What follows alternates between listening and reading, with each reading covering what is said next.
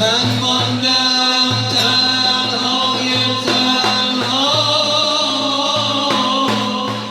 من ماندم تنها میان سیل غمها، حبیبم سیل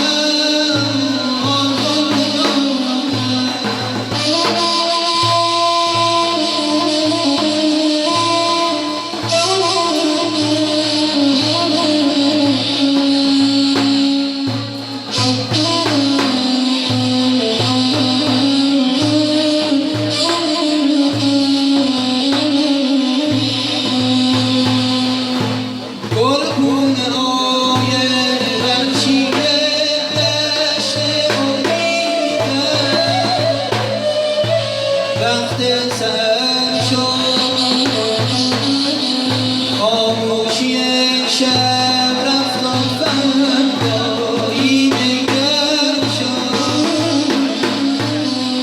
من ماندم تنهای تنها، من ماندم تنها میان سیل غمها، حبیبم سیل غمها.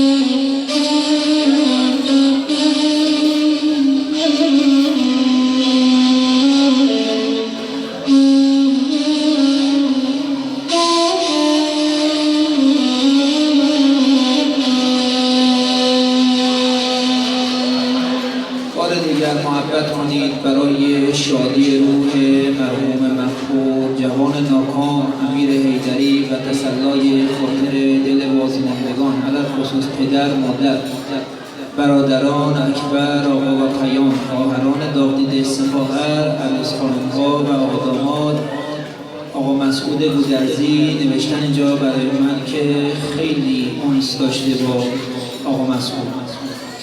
محبت کنید برای شادی روح این جوان ناکام، با هم بخوانیم آمنا تعالی رحم الله من قرأ الفاتحه مع الصلوات.